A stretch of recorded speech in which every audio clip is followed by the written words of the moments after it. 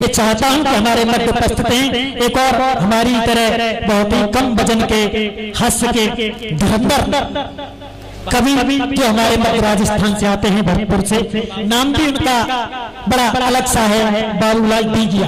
दीगिया कहते हैं जो डीग मारता है लंबी लंबी, शायद वहां से इन्होंने इस नाम को लिया है। तो मैं चाहता हूं चार पंक्तियां उनके लिए भी पढ़ दूं। देखो सब कवि की कुछ न कुछ सच्चाई होती है, उनके बारे में क्या कहूं। चार पंक्तियां पढ़ता हूं कि ये किसी के जन्मदिन की एक मीठी केक है, ये किसी के जन्मदिन की एक मीठी केक है, देखने में भोले भाले चेहरे से नेक है। रात के भोजन को पत्नी लाए ताजा कह के जब, रात के भोजन को पत्नी लाए ताजा कह के जब, जो उसे भरपेट खाने उन्हीं में से एक है।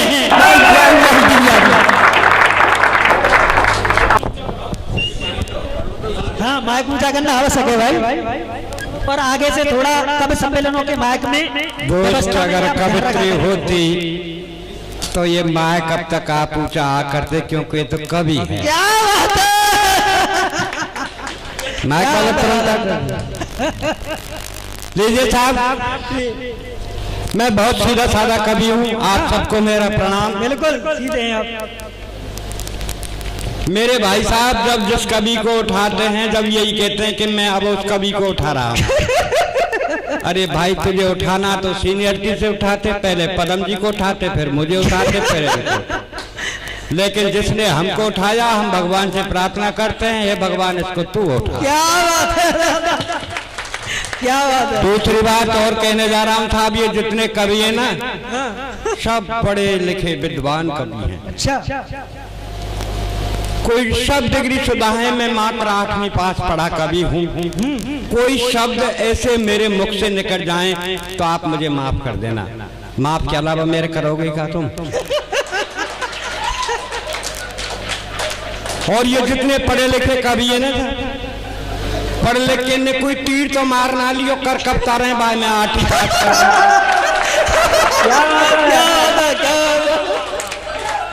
और ये जितने कवि है ना साहब सब झूठ बोलते हैं। एक मेरे भाई साहब अभी वो की कविता पढ़ रहे थे, पाम कांप रहे थे, हम पाकिस्तान में झंडा गाड़ देंगे। यार क्या जरूरत है, यहाँ गाड़ ले।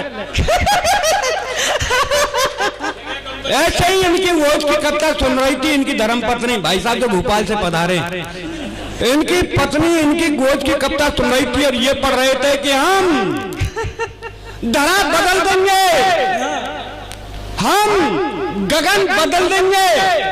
श्रोतान में तो घरवारी ठाड़ी है कि बोली बोल रिंदर चड्डी बनान बदले तो 15 दिन है।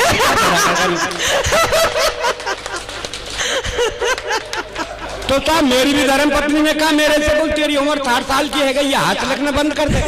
तो मैंने कहा क्या लिखूं? बोलूं वोज लिख। मैंने वही में वोज ना है तो मैं वोज का लिखूंगा। अरे बोल श्रृंगार लिख। मैंने कही भगवान ने मेरा रंग रूप ना दिया तो मैं श्रृंगार का लिखूंगा। अरे बोल गीत लिख। मैंने कही मैं गीत कभी नहीं लिखूंगा। मेरे देश में साहब ऐसे से गीत चले जो मेरे देश का बंटा ढार कर दिया। ये गीत जब मैं छोटा था मेरा बाबा मेरे से कहता बेटा गीत का, सच बता रहा हूँ साहब, अगाने थे अगाने जलते गाँवों में। बोल बेटा गीत गा, मौका धरते गीत गाते, काना बरसाने में आ जाइयो बुला गई राधा प्यारी, काना बरसाने में आ जाइए बोला गई राधा प्यारी। और आज मेरे नाती से कहूँ कि बेटा गीत गा तो पता नाती क्या गाता है? सरकाले खटिया जाढ़ो लगे, जाढ़े में बलमा प्यारो लगे, गर्मी में दुश्मन लगेगा साहब। ताऊ तू बता, जाड़े में ज्यादा प्यारो लगे ना बलमा। ऐसे से गीत चले था। ये गीत तो ऐसा चलो मैं दिल्ली से गई पूना, पूना से गई पटना, माउनी मिले सतना, यहाँ जाती अलीगढ़ में कितने चाहिए यहाँ चले जाती। क्या बात है,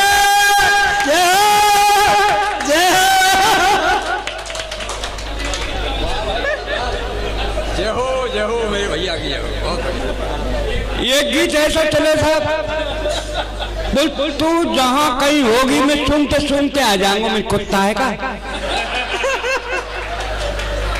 साहब? ये गीत ऐसे चले तू ना मिली तो हम जोगी बन जाएंगे। मैंने के भले मान से मिल गई तो कुआम करके मर जाएगा का? अरे तो मैंने मेरे धर्मपत्नी से कहा मैंने कि मैं गीत भी तो नहीं लिखूंगा, मैं तो वो लिखूंगा जो देखता हूँ साहब, जो आंखों से देखता हूँ वो लिखता हूँ। ये कवि है साहब, ये सब ये कहते भाई साहब मैंने वर्ड लिखा है, दिल से लिखा है। गीतकार भी यही कहता है दिल से लिखा है। कितने झूठ बोलते हैं भाई साहब, दिल पे किताब कॉपी धर दो लिख दो का। मैं तो भैया हाथ पे लिखूं जब कछु लिख रहा हूं।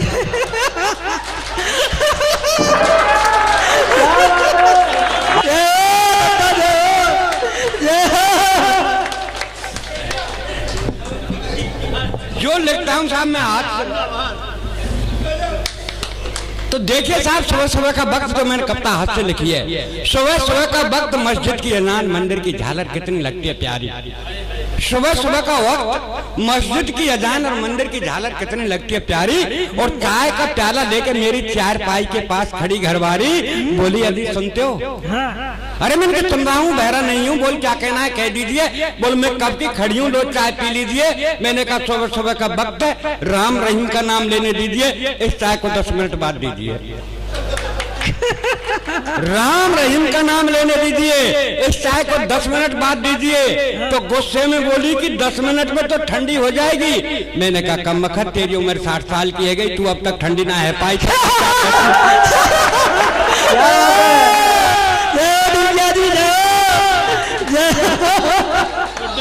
क्या बात कही है।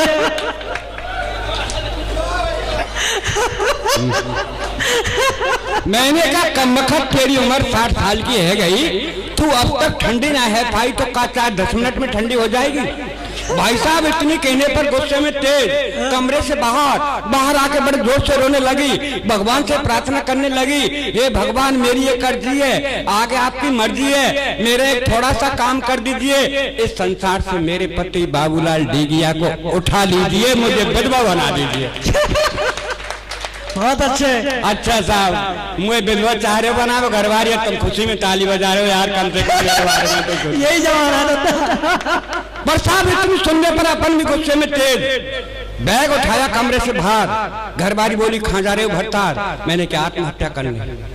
बोला आत्महत्या करनी है तो जल्दी कर लीजिए, ये भी आपके हित में होगा, और 4 दिन पीछे मरा तो तेरा दाह संस्कार नहीं होगा। मैं बोला कैसे?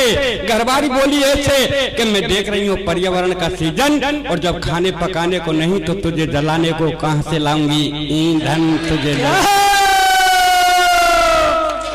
क्या कहने।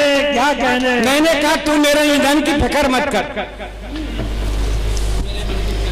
मैंने कहा तू मेरे ईंधन की फिक्र मत कर, तेरा ध्यान किधर मैं समझाता हूँ, आओ इधर। ठीक मेरे मरने के बाद शमशान घाट जाना और 5 हीटर रख के घर चली आना।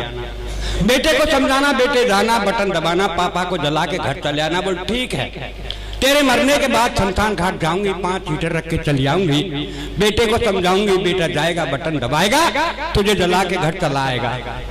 पर ठीक है, तू जलने के बाद पता नहीं स्वर्ग या नरक जाएगा, पर इस महंगाई में जो 5-5 हीटरों का बिल आएगा उसे का तेरा बाप चुकाएगा। क्या कहने। मैं तो जो देखता हूँ वो लिखता हूँ।